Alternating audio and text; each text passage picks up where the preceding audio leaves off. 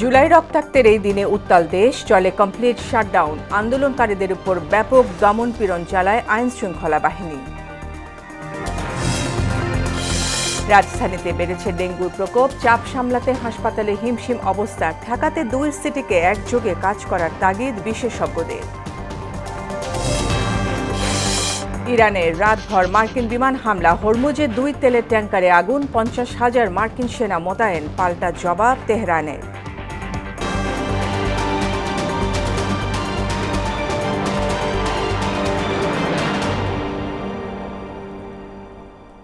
আসসালামু আলাইকুম, স্বাগত মোহনার সংবাদে। এতক্ষণ শুনছিলেন শিরোনাম, পুরো সংবাদে সঙ্গে আছি ফারজানা ইয়াসমিন। শুরুতে রক্তাক্ত জুলাই প্রসঙ্গ।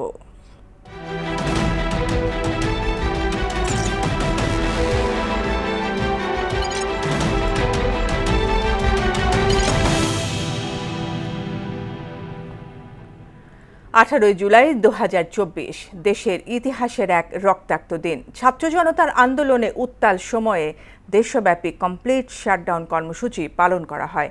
সেদিন মাঠে নামে বেসরকারি বিশ্ববিদ্যালয়ের শিক্ষার্থীরা। আইনশৃঙ্খলা রক্ষাকারী বাহিনীর সঙ্গে বিক্ষোভকারীদের ব্যাপক সংঘর্ষ, হতাহত এবং ইন্টারনেট ব্ল্যাকআউটের ঘটনা ঘটে। গুলি ও সংঘর্ষে ওই দিন মুগ্ধসহ 31 জনের প্রাণহানি ঘটে। বিক্ষুব্ধরা আগুন ধরিয়ে দেয় ফ্যাসিস্টদের মুখপাত্র খ্যাত বিটিভি সহ বিভিন্ন স্থানে।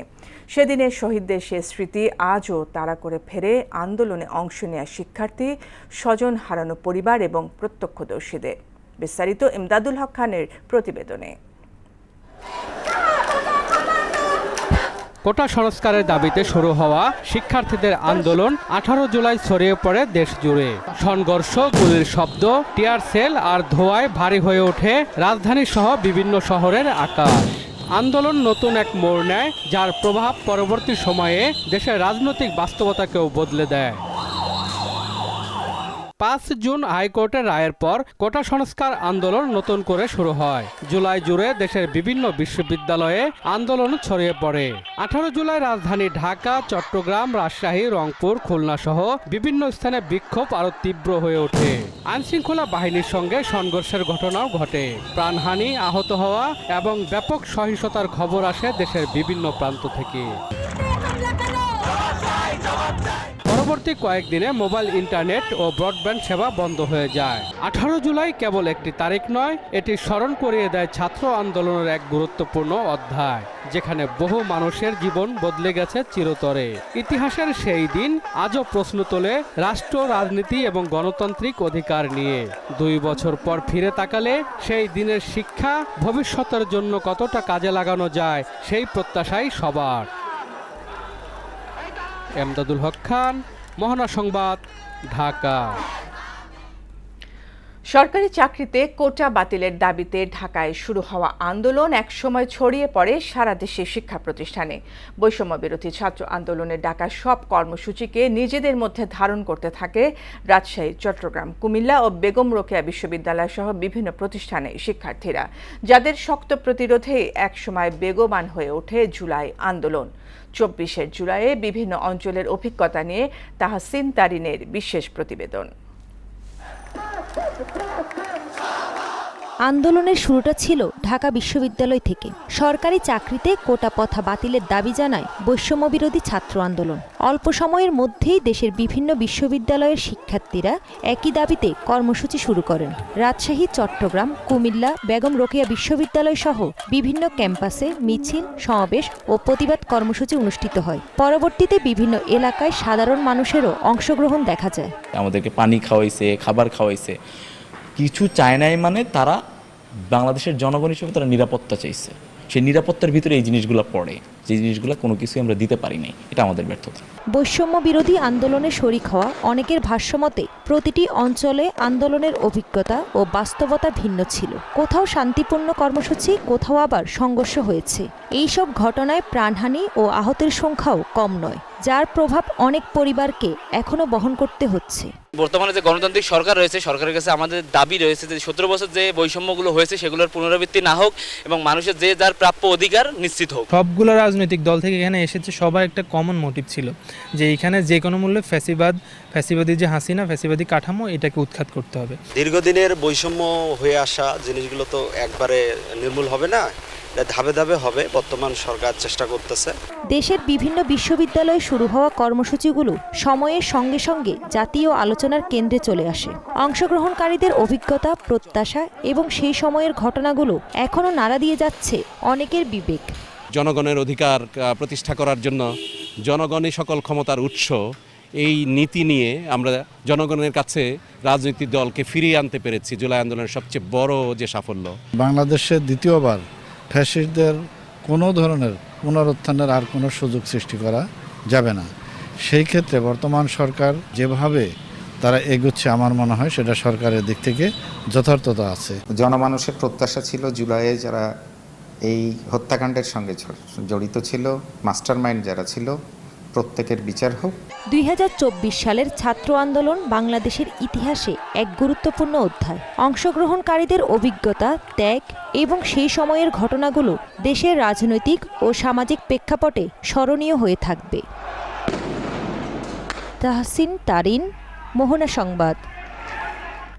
এবার অন্য প্রসঙ্গ। ত্রয়োদশ জাতীয় সংসদ নির্বাচনের মধ্য দিয়ে নির্বাচিত সরকারের দায়িত্ব গ্রহণের 5 মাস পূর্তি উপলক্ষে সংবাদ সম্মেলনের আয়োজন করেছে প্রধানমন্ত্রীর কার্যালয়। শনিবার বিকেল 3:30টার দিকে প্রধানমন্ত্রী তেজগাঁও কার্যালয়ের করবি হলে এই সংবাদ সম্মেলন অনুষ্ঠিত হবে।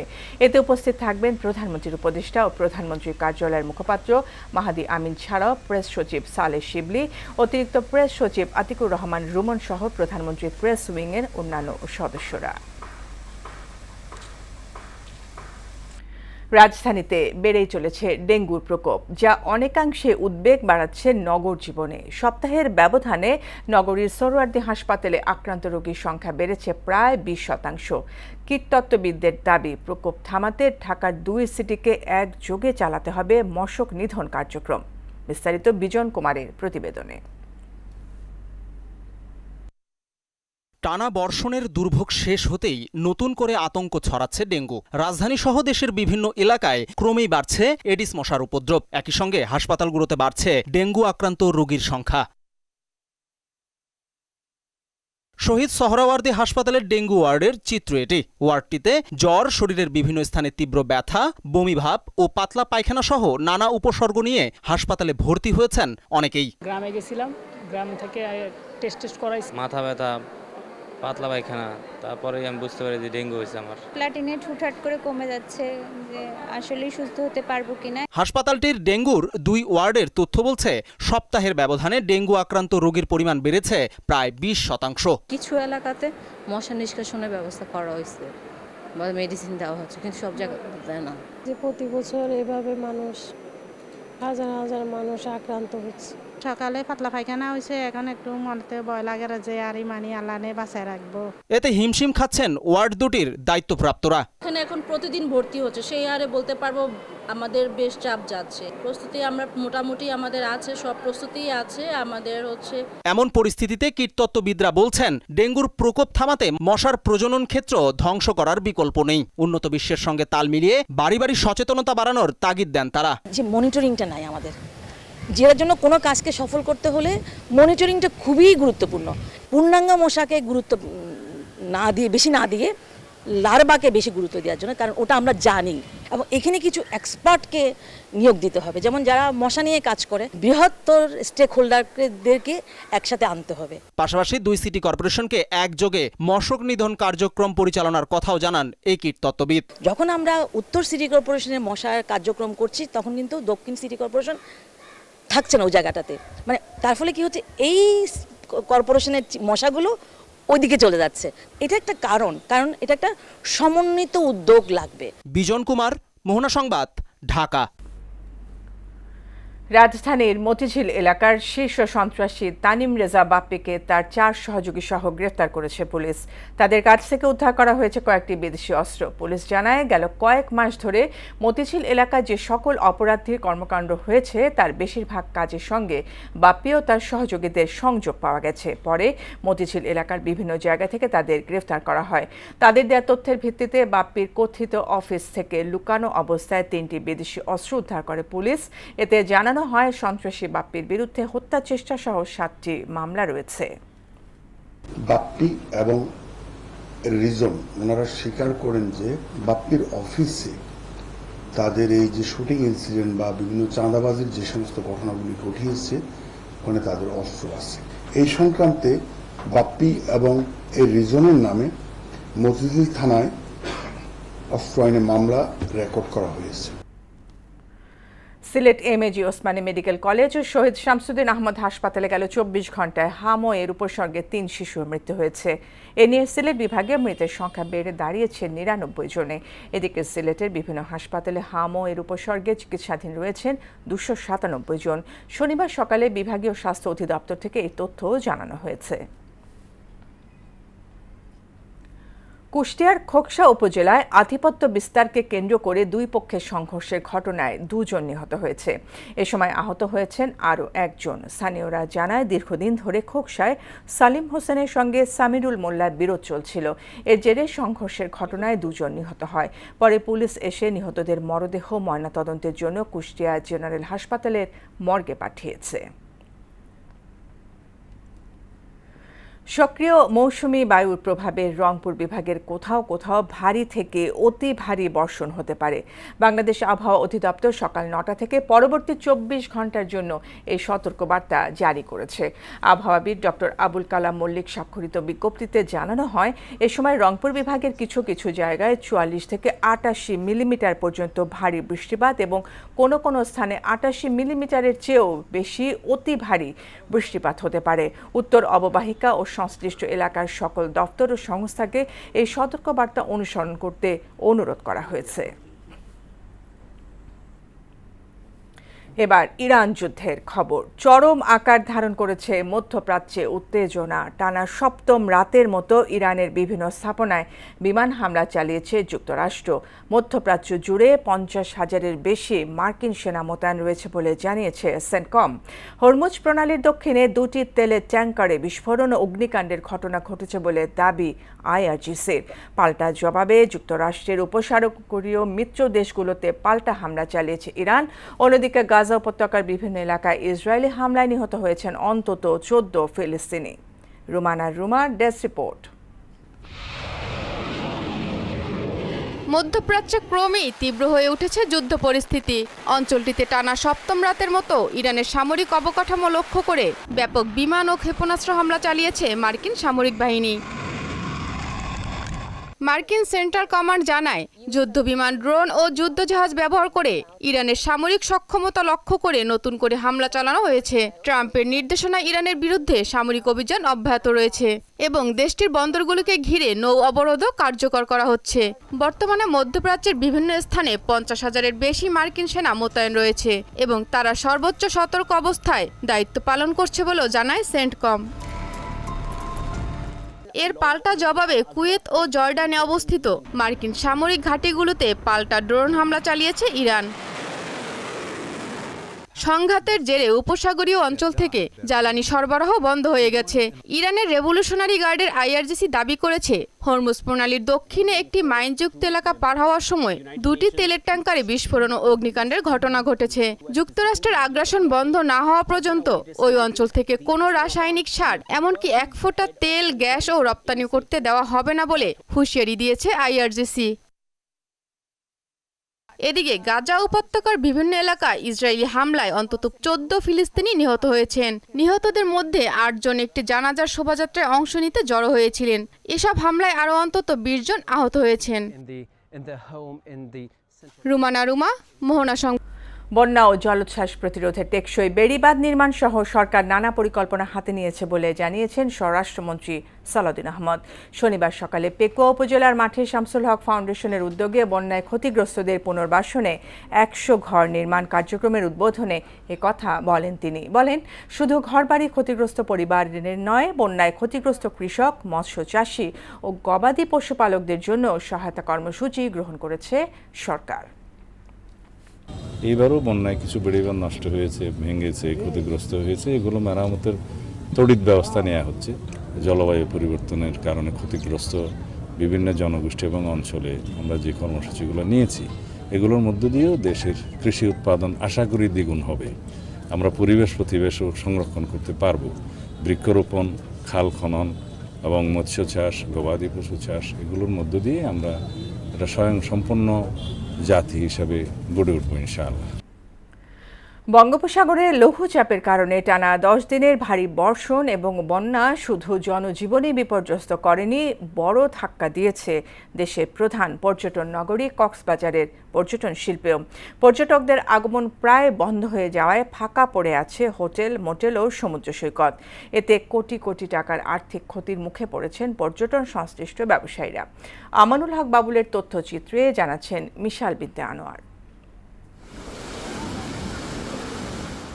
সাধারণত ছুটির মৌসুমে যে কক্সবাজার সমুদ্র সৈকত পর্যটকদের পদচারণায় মুখর থাকে, টানা 10 দিনের বৈরী আবহাওয়া ও বন্যার কারণে এখন সেখানে চিত্রটা সম্পূর্ণ ভিন্ন।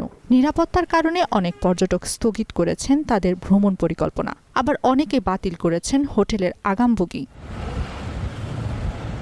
পর্যটন কমে যাওয়ায় নেতিবাচক প্রভাব পড়েছে পুরো পর্যটন অর্থনীতিতে। হোটেল, মোটেলের পাশাপাশি ধস নেমেছে রেস্টুরেন্ট, পর্যটক পরিবহন এবং সৈকত কেন্দ্রিক ক্ষুদ্র ব্যবসাগুলোতে। প্রতিদিন কোটি কোটি টাকার লোকসান গুনছেন ব্যবসায়ীরা।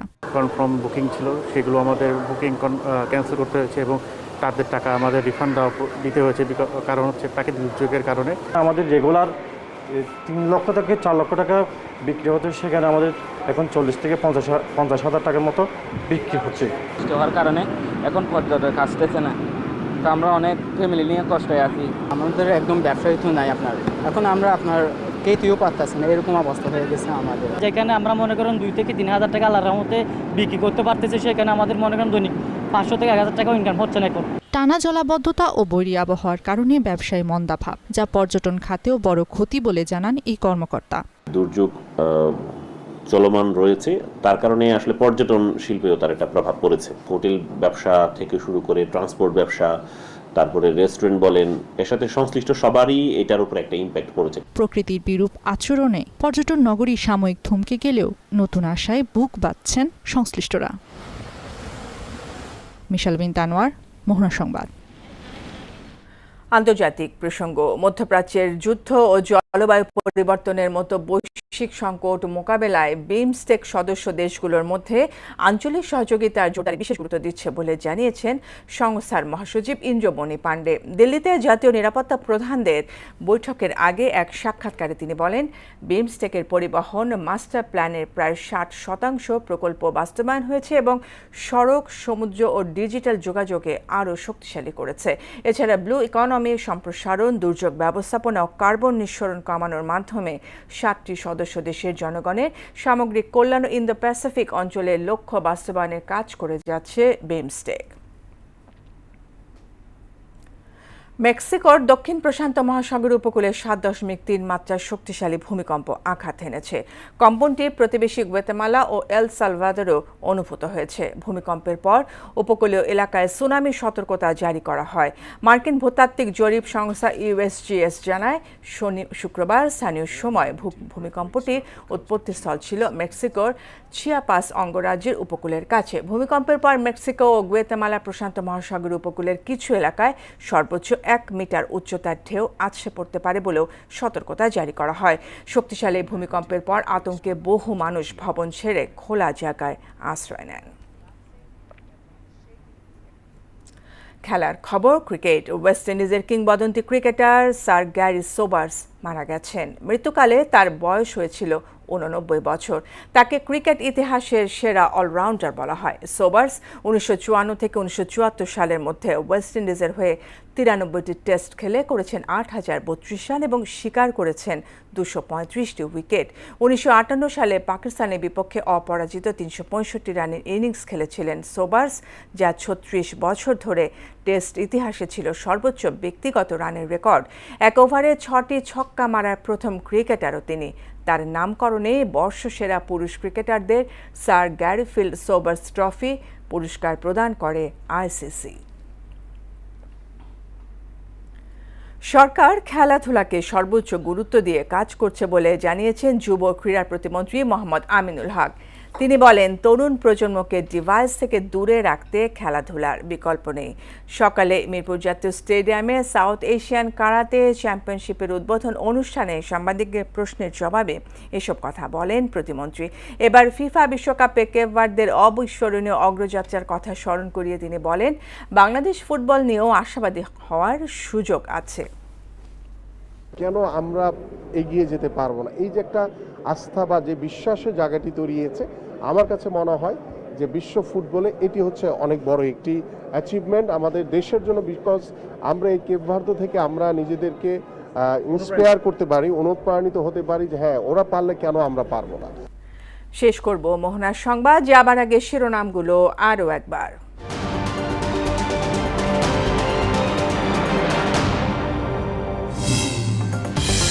জুলাই রক্তাক্তের এই দিনে উত্তাল দেশ, চলে কমপ্লিট শাটডাউন। আন্দোলনকারীদের উপর ব্যাপক দমন পীড়ন চালায় আইন শৃঙ্খলা বাহিনী।